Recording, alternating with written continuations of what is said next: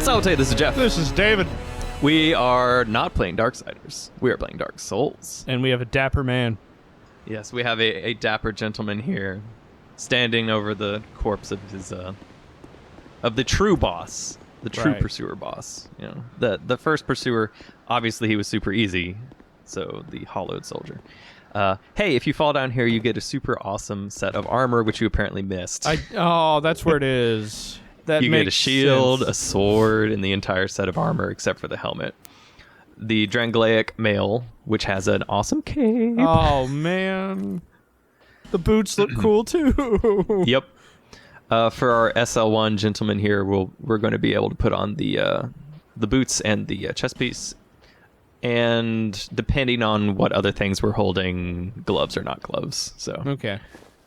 But he will be it wearing looks better clothing. with gloves, so I'm just using, He's clothed now. Yes, he's been clothed.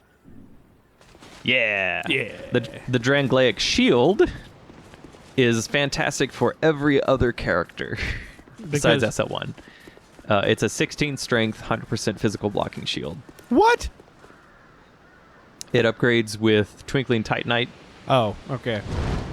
But even just a regular Dranglaic shield is fantastic for the entire New Game Plus. I was still using it fully upgraded in New Game Plus 2 and Plus 3. So okay. It is a great 100% shield that relatively light, especially if later on you have a character going for great shields. So right. So ho hum. Now you have the best hat to match your dapper mustache. The reason I got this hat, aside from the awesome monocle, is it will increase the drop rate of items. So wait, do you read descriptions? No, apparently not. All right. If you read the description, it would say special effect increases drop rate of items. All right. That is what the merchant set does. The Seldora merchant set, which is what Mofflin wears, the guy that's the armor, will in fact increase the amount of souls you get. If you're, for instance, a horrible monster and decide to kill him, I mean, I'm just saying.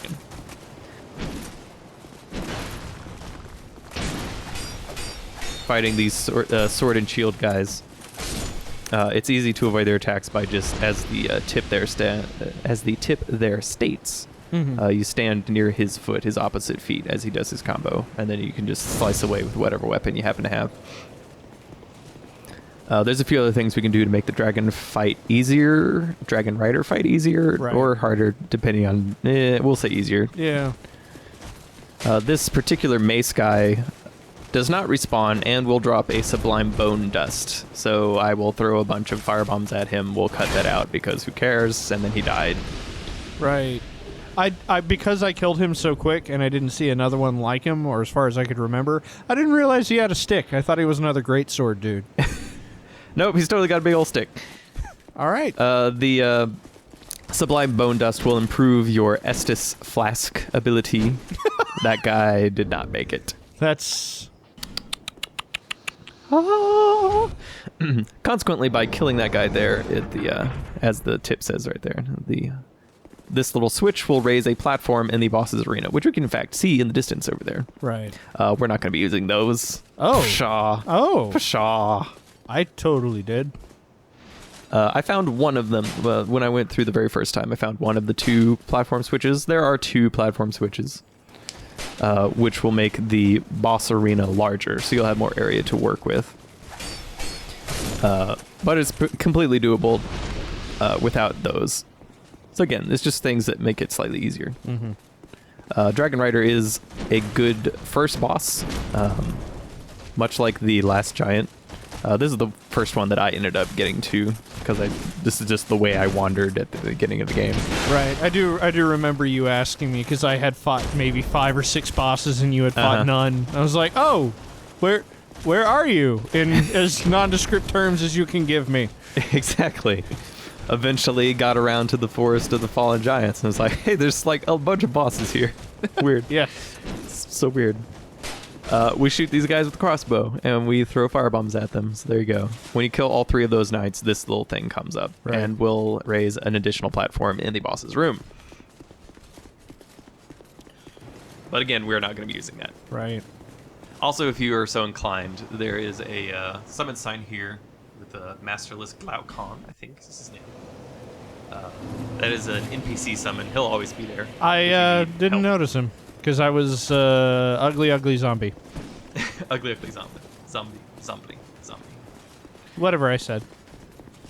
So I whirred back to the bonfire just to show you. It's very easy to just run past all these guys, especially if you're just wanting to fight the boss and not worry about these other guys, which usually is how I like to play things. I get to a point where I want to fight the boss and nothing else, so I get focused on that, and I just work on running through the area. Gotta get your route down. Yeah, get the route down. Not as fast as possible is not necessarily the goal so much as safety versus, speed. We're going to immediately run at the boss, as mentioned, to keep him in the center of the area here. His first attack, which he will always start out with, is a thrust, which he will run forward and sort of thrust at you. Okay. This moves him forward slightly, but it'll also move you back if you block it, which even with our 85% block shield is much better than getting stabbed. So we're just going to circle around him in the direction of his shield hand, which will prevent most of his attacks from, it'll prevent all of his attacks from working. That's and then just how I played, occasionally, or just occasionally stab him. Like his slams, his sweep combos, they're all forward facing. So he does not have any AoEs or any kind of attacks that will hit backwards. Right. Which is why it's a good fight to start off with. I was actually pretty disappointed in this fight. That's all right. It's more of just like a big enemy. Right. Well, it is one of the first enemies. The shield bash. Right. He bashed there. I think I was more disappointed because I thought the boss we're going to look at next first. I understand. I did not, though. Can he fall off? Interesting question. I will perhaps address that later. All right. Great. 3-hit combo, thrust, sweep, smash. If you're playing on a small arena like I am here, you don't want to have your back towards the edge. Okay. So if he ends up doing his back step, occasionally you'll want to sort of wait for him to come back into the middle. Okay. Which will happen, I think it'll happen once in this fight here. So you definitely don't want to block an attack when you're on the outside edge. Because it'll fling you off? Oh, no, he died. It happens. Yeah. He just didn't have enough health. He just died. And we got his soul. Yep.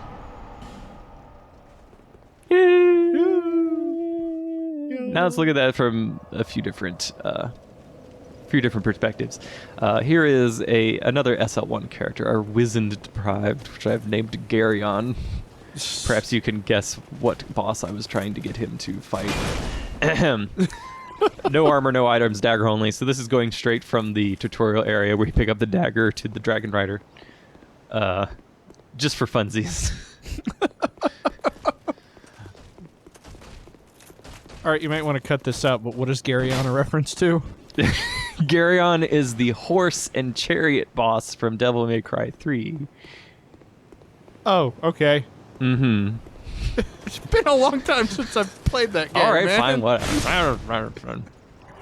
I beat it. It is a boss from Devil May Cry 3. Okay. All right. We're going to poke away. We're going to shank this guy to death.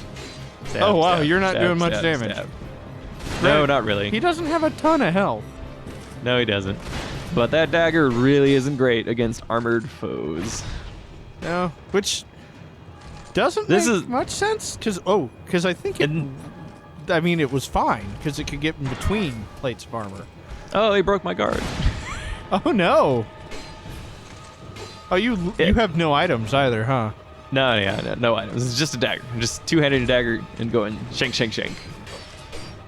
Oh, I like how all the blood spots yes. just came in. Here's visions of death. Make you feel a little better about yourself. Although not really possible with the dagger, if you have a good weapon, you can, in fact, stun him, which will leave him open for a good, 2 or 3 straight hits. It's what the bastard sword was good for. Or any of the good poise-breaking weapons like maces and whatnot. Right. Morningstar, so forth. Of course, great swords, naturally. Yeah. This particular... He died too fast in the original sort of SL1 video, but if he's stuck up against the side here and you don't have enough time to go around him, you really need to... Right. This is probably when the fights are the most dangerous, trying to get him to come back into the middle a little bit. Blocking with the dagger is not great, but it is better than... A better full than hit nothing. to the face. Yep, exactly. Having your own dagger thrown back into your face is better than the halberd in your face.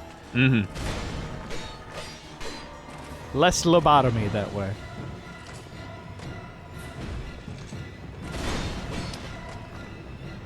He doesn't have any more attacks, though, so Yeah. this is really it. He eventually dies. I stab him and he dies.